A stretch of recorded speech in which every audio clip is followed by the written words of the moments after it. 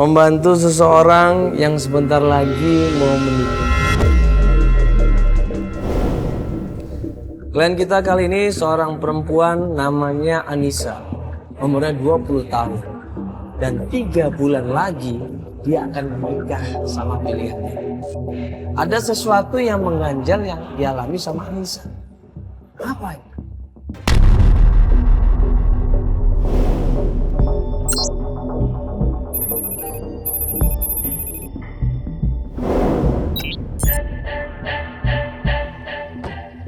Ya, saat ini kita akan membantu klien kita. Dia pengen mencari ayahnya karena sebentar lagi dia akan menikah. Nama klien kita adalah Anissa. Iya. Umurnya berapa? Umurnya 20 tahun. Terus dia udah lama banget gak ketemu sama ayah, udah bertahun-tahun. Jadi dia dari kecil ditinggal sama ayahnya. Oke, 8 tahun. Ya, umur dia 8 tahun.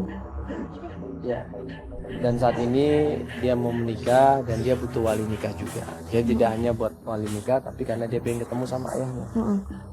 Jadi kita sekarang udah dekat rumahnya. Ya. Kita akan ketemu dan membahas langsung sama Anissa.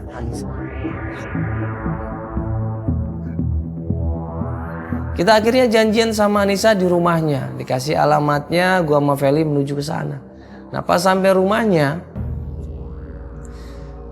Anissa udah nunggu di situ. Kita ngobrol, ya kita jelasin. Tujuan kita adalah membantu Anissa untuk mencari ayahnya yang katanya menghilang, gak ada kabar. Ya sudah lama mas, sudah 12 tahun katanya.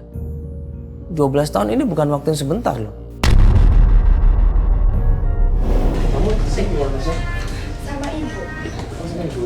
Ya, berdua aja. Kalau bapak sudah meninggal. Oh, udah lama. Udah 2 tahun. Oh, udah 2 tahun. Nah, sekarang ngapain kamu yang mencari bapak kamu?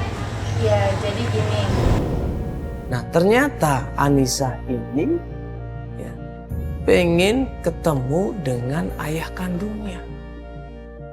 Jadi ternyata sudah 12 tahun Anissa ini nggak pernah ketemu sama ayah kandungnya. Nah, terus wali nikahnya siapa? Siapa yang menjadi saksi dan siapa yang akan menikahkan Anissa? Ya pasti adalah ayah kandungnya ini.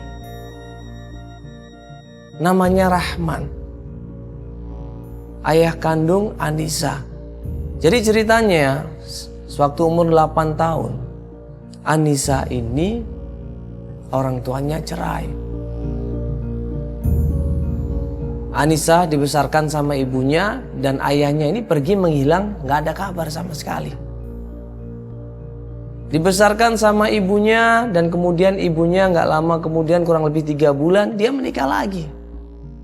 Dari umur 8 tahun sampai sekarang 20 tahun. Jadi Anissa ini tidak pernah ketemu sama ayah kandungnya. Karena itu di pernikahan yang sekali seumur hidup ini Anissa pengen wali nikahnya adalah ayah kandungnya. Nah ini yang jadi pertanyaan, kemana ayah kandungnya ini? Kenapa waktu itu ibunya cerai? Dan kenapa ayah kandungnya ini tidak pernah nengokin, jengukin Anissa? Ada apa ini? Apa masalahnya? Umur 0 sampai 8 tahun, saya rasa bapak saya baik-baik aja. Tapi kenapa setelah itu ibu saya selalu bilang bapak kamu yang telantarin kamu.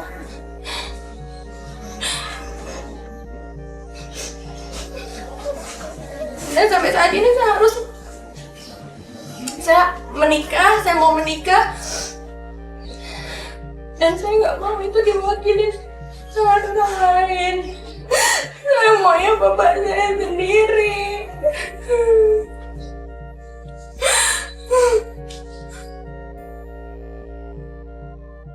Ya kalau kamu sendiri udah coba usaha kemana mencari bapak kamu? Sudah tanya-tanya ke tetangga saya 12 tahun yang lalu juga. Bapak saya jadi supir metro mini sejak bercerai dengan ibu saya 12 tahun yang lalu. Kamu gak coba cari ke keluarga bapak kamu? Om, tante. Baru saja Anissa menjelaskan kenapa dia pengen mencari ayahnya dan kenapa dia pengen menikah 3 bulan lagi. tiba-tiba ibunya datang.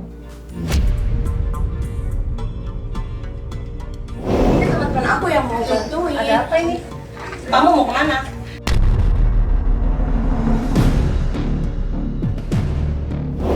Kan udah diceritain mau cariin bapak. Cari bapak gimana?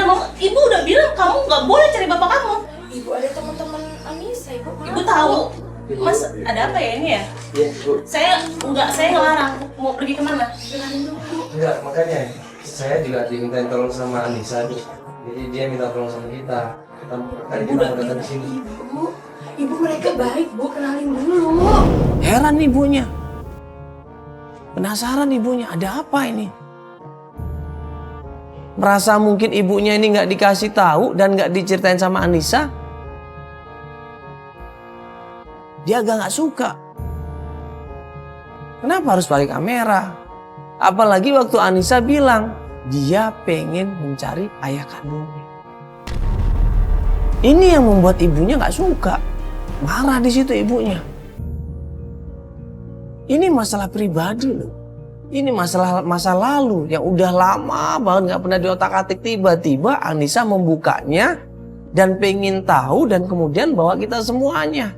Pasti marah ibunya ini. Nggak bisa, kamu yang tenang, kamu masuk ke dalam. Enggak, Bu. Kamu tuh nggak sayang sama ibu. Ibu enggak. Nggak bisa masuk, nggak mau, saya nggak mau. Pulang, semuanya pulang, kamu masuk. Ibu. Kamu tuh nggak sayang banget sama ibu. Kamu pergi ke sana. Pergi sana. Kalau kamu nggak sayang sama ibu, pergi. Nggak suka ibu kalau begitu. Cari bapak kamu. Tapi kamu jangan pulang lagi.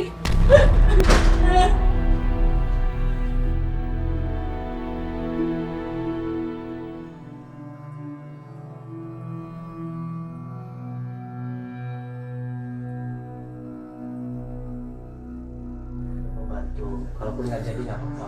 Enggak. Sungkan nggak apa-apa. Enggak, Kak. Iya, daripada kamu kayak gini.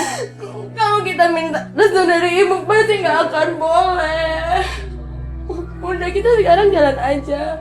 Ibu kamu kayak gitu nggak apa-apa. Maklum kita semua. Gue maklum kalau ibunya marah waktu itu. Ibunya marah, ibunya nggak setuju, ibunya menolak Anissa untuk ikut acara ini. Apalagi Anissa pengen mencari ayah kandungnya, menolak di situ. Dan di situ ibunya jelaskan kalau ayahnya itu bukan orang yang baik-baik. Gak usah berangkat, kamu stay sama ibu gak sih? Enggak, kamu masuk. Enggak usah pergi, gak usah cari bapak kamu. Masuk, gak usah cari bapak kamu. Kamu sayang sama ibu gak sih? Ibu udah ngurusin kamu dari kecil, sekarang kamu mau cari bapak kamu yang udah nyakitin kita. Gua sama Feli akhirnya keluar dari rumah tersebut. Kita bilang bahwa semuanya terserah sama Anissa. Nah pas kita mau pulang dari rumah Anissa, gue mikirnya ya sudah, mungkin nggak jadi sama Anissa. Kita bantulah klien kita yang lain, kan masih banyak di sini. Pas kita keluar dari rumahnya Anissa, tiba-tiba Anissa ini manggil kita. Saya tetap ikut, saya nggak mau. Dia keluar dari rumah, dia lari di situ, dia megangin gue sama Feli di situ, dia minta tolong sama kita untuk bantuin dia. Ayo mas, tolong mas, tolong mas. Ayo mas, tolong bantu saya mas, tolong bantu saya mas. Ayo kita pergi dari sini mas, kita pergi dari sini mas. Dipaksa kita buru-buru untuk mencari. Dipaksa kita buru-buru untuk jalan.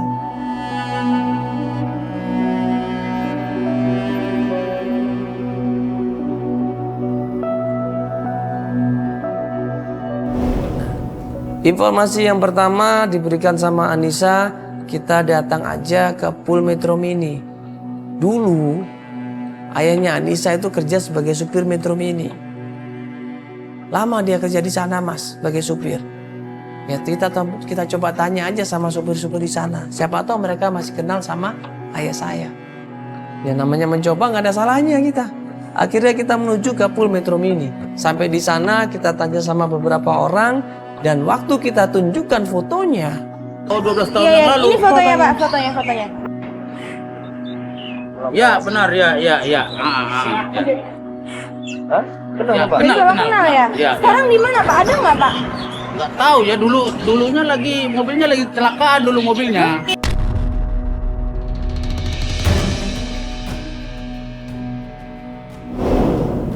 Jadi Rahman ini terakhir mengalami kecelakaan.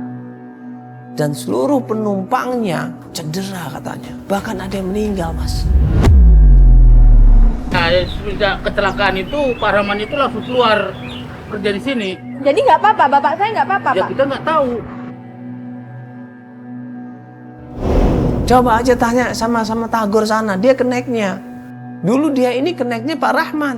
Tanya sama dia, pasti dia tahu di mana Pak Rahman. Nah, diantarkan kita ini ke tempatnya Tagor. Dia lagi tidur di atas Metro Mini. Tagor ada yang nyari, Tagor. Ada yang nyari. Ini Pak Tagornya nih Pak. Oh, ada apa ini? Sorry bang, tunggu bentar bang. Ada apa nih bang? Ya, Aduh, enggak saya. ini ada bang kamera bang. Hah? Ada apa kamera ini bang? Enggak, ini kamera di antv aja. Kita mau nanya-nanya aja. Lagi tidur bang. Iya bang, ngantuk aku Sorry bang. bang, aku bentar ya. Bang, dulu apa jadi keneknya Pak Rahman? Masih ingat ya Pak Rahman bang? Udah lama sih bang. Waktu kita sebutkan Pak Rahman, Tagor ini langsung ingat. Oh Pak Rahman, iya dulu supir saya itu.